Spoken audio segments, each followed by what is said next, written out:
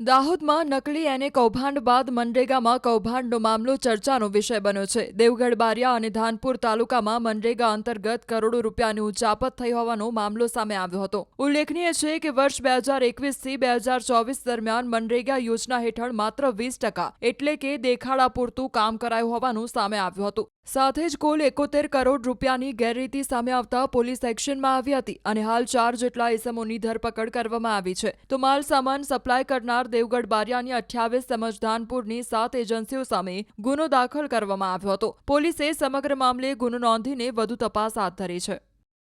રજૂઆતોને આધારે ડીડીઓશ્રીએ પોતે એક ઇન્ક્વાયરી આપી હતી।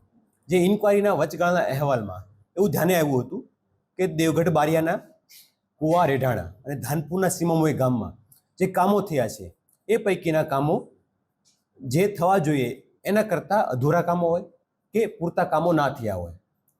આ સિવાય આ રિપોર્ટના આધારે સિસ્ટમમાં ચેક કરતાં એવું પણ જણાવ્યું હતું કે જે ટેન્ડર પ્રક્રિયામાં L1 તરીકે સિલેક્ટ થયેલી કંપની કે એજન્સી છે એમના સિવાય અન્ય લોકોને પણ પેમેન્ટ થયું હોય।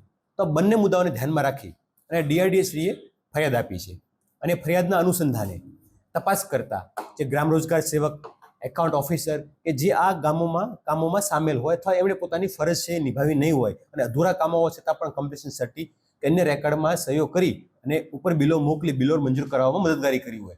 આ અન્વયે જયવીર નાગોરી અને મહિપાલ ચૌહાણ આ બંને દેવગઢ બારિયા અને ધાનપુરમાં એકાઉન્ટ ઓફિસરની ફરજ બજાવતા હતા કે જ્યારે કોઈ બિલ આવે તો પોતાની ડિજિટલ કીથી એમને મંજૂર કરવાની એમની જવાબદારી હતી અને તેઓની બદલી થઈને ઇન્ટરચેન્જ બદલી પણ અન્ય 2 તાલુકામાં જ થયેલી હતી।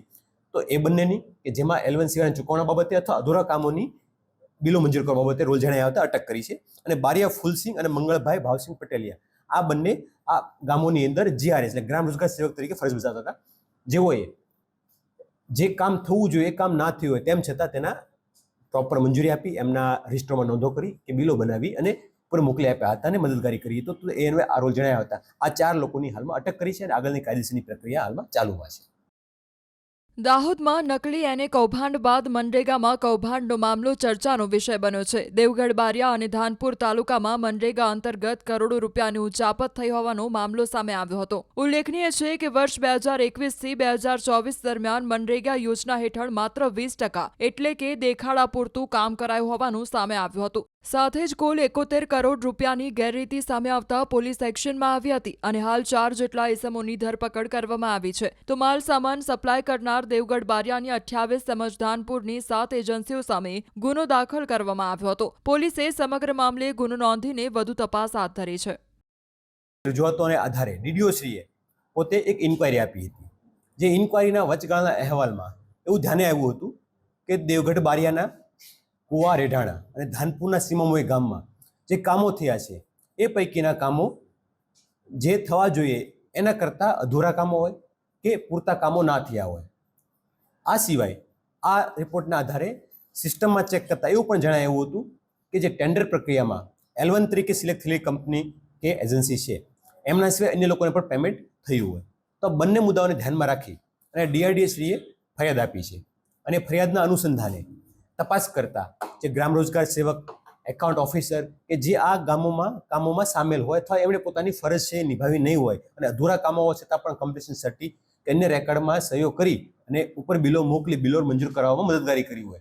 આ અન્વયે જયવીર નાગોરી અને મહિપાલ ચૌહાણ આ બંને દેવગઢ બારિયા અને ધાનપુરમાં એકાઉન્ટ ઓફિસરની ફરજ બજાવતા હતા કે જ્યારે કોઈ બિલ આવે તો પોતાની ડિજિટલ કીથી એમને મંજૂર કરવાની એમની જવાબદારી હતી અને તેઓની બદલી થઈને ઇન્ટરચેન્જ બદલી પણ અન્ય 2 તાલુકામાં જ થયેલી હતી। તો એ બંનેની કે જેમાં L1 સિવાયના ચૂકવણા બાબતે અથવા અધૂરા કામોની બિલો મંજૂર કરવા બાબતે રોલ જણાયા આવતા અટક કરી છે અને બારિયા ફૂલસિંહ અને મંગળભાઈ ભાવસિંહ પટેલિયા આ બંને આ ગામોની અંદર GRS એટલે ગ્રામ રોજગાર સેવક તરીકે ફરજ બજાવતા હતા।